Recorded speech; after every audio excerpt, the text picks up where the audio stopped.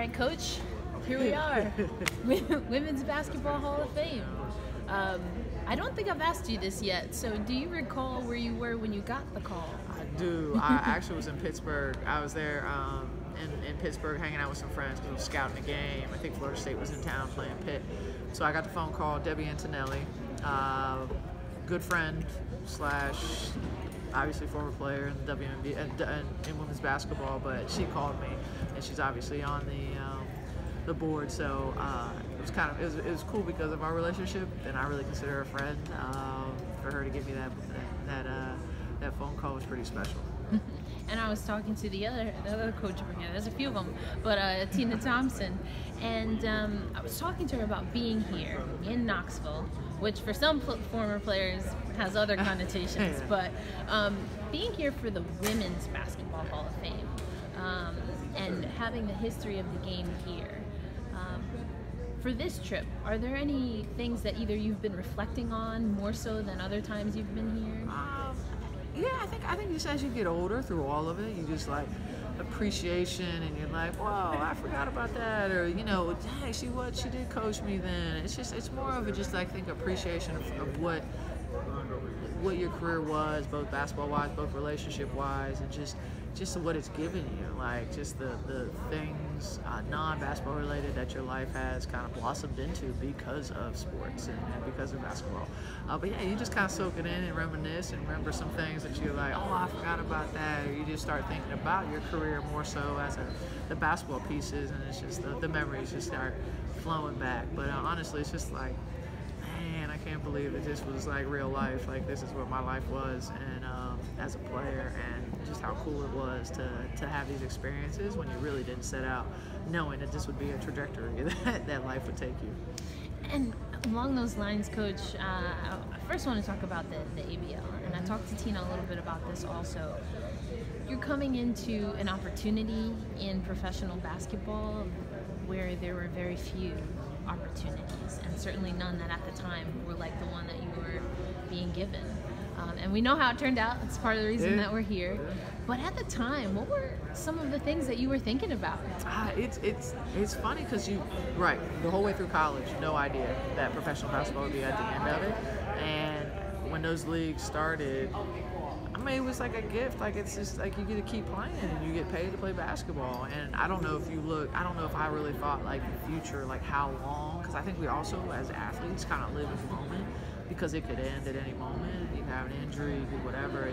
It's just that's kind of the world we kind of have chosen. So you kind of live in the present of what you're doing, and in the overseas, but I don't think I ever knew, and I definitely didn't think I'd be playing for 17 years. So that you just are somewhat like right then, right there, and you love what you do, and you're just kind of soaking it all up. But now I just think about how lucky I was to have the opportunity to play here in the States, to obviously be able to make a living, but also continue to kind of grow my basketball world, so that now even my career after playing basketball has to do with basketball. And it's like that created this, and just really thankful for that, and then also for all the people that, you know, really your world is made up of folks that you kind of cross paths with. And so as you mentioned, you know, still in the game, it's still around. The WNBA in particular, ABL is not around, but I would imagine that along the lines, there are things that you learn just about the professional business of being a professional athlete. You know, like there are these things that happen, and there's the autographs, and you know, being something that young people can aspire to, but that comes at a cost. I mean, it does, but to do what you do, you have to have an appreciation for why you're doing it, right? You have to appreciate the people. We're only doing it because there's fans that love it, that will spend their hard-earned money to have season tickets, to travel to see you. And then there's people invested in it as the ownership and leagues, and they sometimes don't make money and sometimes do make money. So you understand that it is a business as you get into it. I don't think initially that you're thinking about it. You're like, oh my gosh, I get paid and then it eventually understands that we all have worth at some point. Sometimes it's, you don't have any more worth with that team, and they need to because I've been traded. It just isn't a fit. So you understand, but it's also not personal too, because everybody's just trying to figure out how the pieces all fit together. It's a little bit more cut and dry, and like the timing of it just happens. It's pretty abrupt at times, but it also but I think a lot of us appreciate the opportunities and those that have put in the work and allowed us to be at this place, which is a lot of ladies who are being inducted today. It's just what they had to go through and what they had to speak up and demand to be able to do what we're doing, and because they loved it. So there's all of that we're just one little, another moment in this whole path of pushing this game, creating equal opportunity in sports for women. And I think it's great, because every time I come to the Women's Hall of Fame, come talk to people who've been in basketball, you learn more and more about the history and about things that you're clueless about. Like, no way, like, you're to do this. Like, it's just, it's unreal. And I guess that makes you even more of a, wow, this is special, and it's something that you take a lot of pride in going forward to help the game in whatever path. If I wasn't a coach, I'd still want to promote the game and make sure that I was doing something for it, and obviously would be a fan, but lucky enough to still be involved, on the coaching side. And we talked about this before. Now you get to celebrate. You get to let your hair down, party a little Something bit. like that.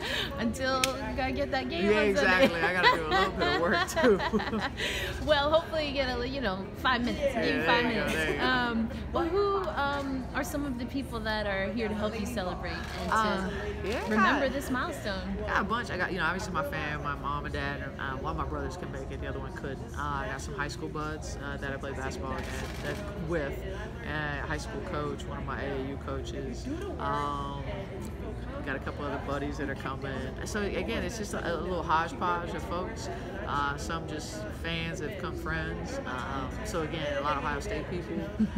So people that I really have have known me since I was either in high school or college, that have known me for a long stretch of time, who not only know me as a basketball player, but obviously as a person. So yeah, so a little bit of everything. I think my whole timeline is kind of represented in some ways. Sounds good. Well, enjoy as much as you can. Good to see you. All right, I'll catch you next time. I know. We'll see you around. Yeah, I'll be here.